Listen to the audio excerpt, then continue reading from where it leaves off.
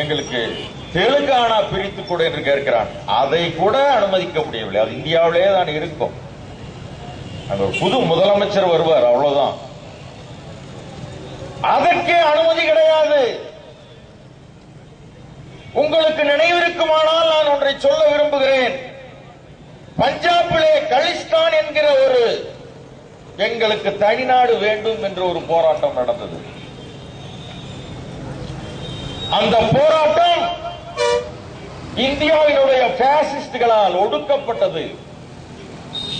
அதன் விளைவாக இந்திரா காந்தி சுட்டுக் கொல்லப்பட்டார். மறந்து விடாதீர்கள். அந்த வீரர்களை பொற்கோயில் உள்ளே சென்று அழித்த ஒரே காரணத்திற்காக இந்திரா காந்தியினுடைய உயிர் வாங்கப்பட்டது. அதற்கு பிறகு என்ன நடந்தது? ஈழத்தின் மீது மிக மோசமான திட்டத்தை ஏற்படுத்தி இந்த 2000 பேர் விடுதலை புலிகள் என்றால் 2000 பேர், இவர்களால் என்ன செய்துவிட முடியும் என்று கொக்கரித்துக் கொண்டிருந்தான் ராஜீவ் காந்தி. அது மட்டுமல்ல, அவன் சில கமுக்கமான திட்டங்களை போட்டான். இதை தெரிந்து கொண்ட யாரோ, உலகத்தில் இருக்கிற யாரோ சில ஏஜென்ட்டுகள், புகழர்கள் திட்டமிட்டு தமிழ்நாட்டிலே ராஜீவ் காந்தியை படுகொலை செய்தார்கள். அது புலிகள் தான் செய்தார்கள் என்று இன்றைக்கு வரைக்கும் நிரூபிக்கப்படவில்லை. அந்த வழக்கிலே மொத்தம் 5 விசாரணை குழுக்கள் நியமிக்கப்பட்டது. ஒரே ஒரு குழுதான் சில விஷயங்களை சொல்லியிருக்க ஒழிய பல குழுக்கள் இன்னும் அறிக்கை கூட கொடுக்கவில்லை. ஆக இந்தியாவை இன்றைக்கு ஒரு ஆள் சொல்லி போயிட்டான், அப்துல் கலாம்ங்கிற ஆளு, இந்தியா 2020 வல்லரசு ஆகும். அது என்ன வல்லரசுன்னா என்ன? வல்லரசு என்றால் என்ன? அமெரிக்கா ஒரு வல்லரசு, ரஷ்யா ஒரு காலத்திலே வல்லரசாக இருந்தது. வல்லரசு ஏகாதிபத்தியவாதிகளுக்கு பெயர் தான் வல்லரசு என்று பெயர் மாற்றப்பட்டிருக்கிறது, வேற ஒண்ணுமே இல்லை. இந்தியாவுக்கு ஆசை பிடித்து வல்லரசாக மாறி பக்கத்திலே இருக்கிற சின்ன சின்ன நாடுகளை அபகரித்துக் கொள்ள வேண்டும் என்கிற காரணத்தினால் வல்லரசாகும். வல்லரசாகும். நீ வல்லரசாவது இருக்கட்டும், நல்லரசாக எப்பொழுதாக போகிறாய்? நல்லரசாக எப்பொழுதாக போகிறாய்? இந்த நாட்டிலே வன்கொடுமை தடுப்பு சட்டம் வந்து எத்தனை ஆண்டுகள் ஆயிற்று? அந்த சட்டத்தினுடைய கதி என்ன? வெளிப்படையாக இன்றைக்கு மேற்கு மாவட்டங்களிலே இருக்கிற கவுண்டர்கள் அதை தூக்க வேண்டும் என்று சொன்னார்கள். அதை தூக்கவே வேண்டாம், ஏற்கனவே நடைபெறமாகத்தான் இருந்து கொண்டிருக்கிறது. நீ என்ன தூக்க சொல்றது? நடைபெறமாக இருந்து கொண்டிருக்கிறது. அதை போல குழந்தை தொழிலாளர் சட்டம் என்னாச்சு? கந்து வட்டி சட்டம் என்னாச்சு? நில உச்சவரம்பு சட்டம் இந்த நாட்டில் என்னாச்சு? எத்தனை நிலங்கள் மிச்சமாச்சு? எத்தனை ஏழைகளுக்கு பிரிச்சு கொடுத்திருக்கிறீங்க? ஏன் பிரிச்சு கொடுக்க முடியல? மூப்பனாருக்கும் மகாலிங்கத்துக்கும் எப்படி ஆயிரக்கணக்கான ஏக்கர் நிலங்கள் சொந்தமாகின? இதை நாம் தெரிந்து கொள்ள வேண்டாமா? இதுக்கு ஏதாவது மாற்று கிடைக்குமா? ஒன்றுமே இல்லைங்க. சரிங்க, தமிழ்நாட்டில் ஒடுக்கப்பட்ட மக்கள் என்று நாங்கள் இருந்து கொண்டிருக்கிறோம். ஒடுக்கப்பட்ட மக்கள் என்று சொன்னால் ஏறத்தாழ கன்சிராம் அவர்கள் சொன்னதை போல பாம்சப் எல்லாருமே பேக்வேர்ட் அண்ட் கிறிஸ்டியன் மைனாரிட்டி, முஸ்லீம் எல்லோரும் சேர்ந்தவர்கள் தான் ஒடுக்கப்பட்ட. அது முதல்ல அவங்களுக்கே புரியல இந்த ஒடுக்கப்பட்டவர்கள் யாருன்னு. ஒடுக்கப்பட்டவர்களுக்கே தெரியவில்லை. தந்தை பெரியார் அவர்கள் தமிழ்நாட்டிலே 60 ஆண்டு காலம் மிகப்பெரிய ஒரு போராட்டத்தை நடத்தினார். என்ன போராட்டம்? பார்ப்பான் என்னை சூத்திரன் என்று சொல்கிறான். அந்த சூத்திரப்பட்டம் ஒளியும் வரை என்னுடைய மனது நிம்மதி அடையாது என்று சொன்னார். சூத்திரன்னா என்ன அர்த்தம்? சூத்திரன்னா தந்தை பெரியாரே மேடைகளில் சொல்வார், தேவடியால் மகள். தேவடியா மகன் திட்டம் அல்ல, அதேதான் சூத்திரன்னா அதான் அர்த்தம். அப்ப இப்ப சூத்திரன்லாம் யாருன்னு சொன்னா, இங்க இருக்கிற கவுண்டர், நாயக்கர், செட்டியார், தேவர், கோனார், சேர்வை, இவன் எல்லாம் தான் சூத்திரன்.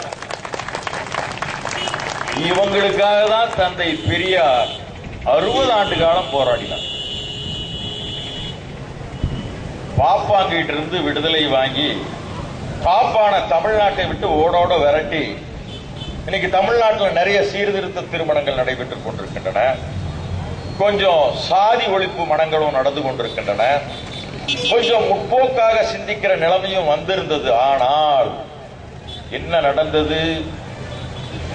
பார்ப்பான் ஒளிந்து விட்டதாக நினைத்துக் கொண்டு சூத்திரர்கள் அரியணை ஏறினார்கள்.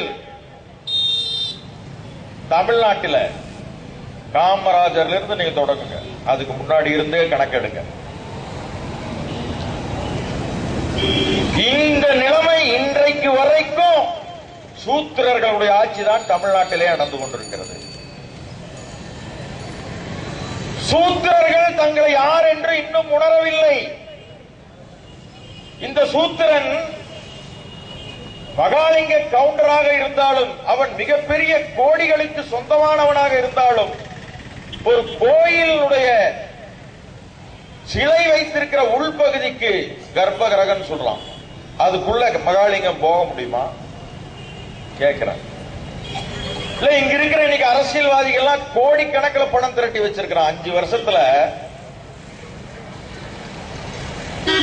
5 வருஷத்துக்கு முன்னாடி எம்எல்ஏ ஆகி அமைச்சராகும் போது கொடுத்த சொத்து கணக்குக்கும் இப்ப அவன் கொடுத்திருக்கிற சொத்து கணக்கும் பார்த்தா, அவன் கொடுக்கிற சொத்து கணக்கே பல கோடி. நம்ம எப்பவுமே கொடுக்கிறது கம்மியா தானே கொடுப்போம். அப்போ கருப்பு பணம் இவனிடம் எவ்வளவு இருக்கு ஒவ்வொரு அமைச்சரிடம்? இப்படி சூத்திரர்கள் எல்லாம் கோடி கோடியாக சேர்த்து வைத்துக் கொண்டு இன்றைக்கு பார்ப்பனர்களுடைய இடத்தை சூத்திரர்கள் நிரப்பிக்கொண்டு பார்ப்பனர்களை தங்களை ஒடுக்கியத பாப்பாங்கிட்ட போய் சாமி சாமி கொஞ்சம் கோமியம் மேல ஊத்து. கோமியம்னா பசு மூத்திரம், கோமியம். அவங்கிட்ட போய் கெஞ்சிட்டு நின்னியே, அதெல்லாம் மறந்துட்டியா? இந்த சூத்திரர்கள் எல்லாம் மறந்துட்டீங்களா?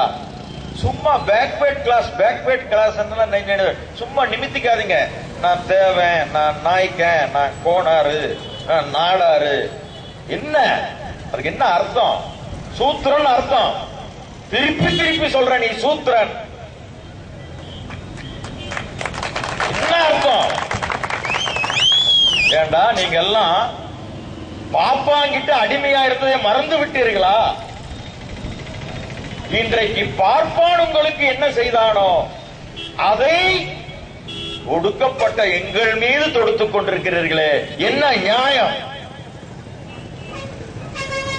இந்த தாக்குதலுக்கு என்ன காரணம்? சாதியை தவிர வேற ஏதாவது இருக்கிறதா? கிருஷ்ணவேணி ஒரு சக்கிலிய பெண் என்கிற ஒரு காரணத்தை தவிர வேறு காரணத்தை சொல்ல முடியுமா? அது அந்த அம்மா நாகர்கோயில் இருந்து வந்து இங்க குடியேறினவங்க, அதனால கொஞ்சம் தைரியமா இருந்திருக்கிறாங்க. நாகர்கோயில் அந்த கேரளா பார்டர் இருக்கிறதுனால அந்த தைரியம் அந்த அம்மாக்கு இங்க இருந்திருக்கு. அந்த அம்மா நம்முடைய ஒண்டி வீரன் வரலாற்று மீட்பு மாநாட்டிலே மேடையிலே வந்து சால்வை அணிவித்தார்கள். உண்மையிலே எனக்கு ரொம்ப பெருமையா இருந்தது. இங்கே நிறைய பேர் வந்து பேசினார்கள். அந்த காவல்துறை அதிகாரிகள், அது நாய்கள், பேய்கள், அது இதுன்னு எல்லாம் திட்டி என்னென்னமோ பண்றாங்க. இப்ப சூத்திரர்கள் எல்லாம் சேர்ந்து இப்ப என்ன சதி பண்ணிருக்காங்கன்னா, தமிழ்நாட்டில் இப்போ அந்த அம்மா பாப்பாத்தி தான். யாரு? ஜெயலலிதா அம்மா. ஆனால் அந்த அம்மாவை இயக்குவது அத்துணை பேரும் சூத்திரர்கள், மறந்து விடாதீர்கள். இங்கே பெண்களுக்கு சாதி கிடையாது. தந்தை பெரியார் அதைத்தான் சொன்னார். தாழ்த்தப்பட்டவர்களும் பெண்களும் ஒரே இனம்தான். அது பாப்பாத்தியா இருந்தாலும், கவுண்டச்சியாக இருந்தாலும், இல்ல நாய்க்கட்சியாக இருந்தாலும்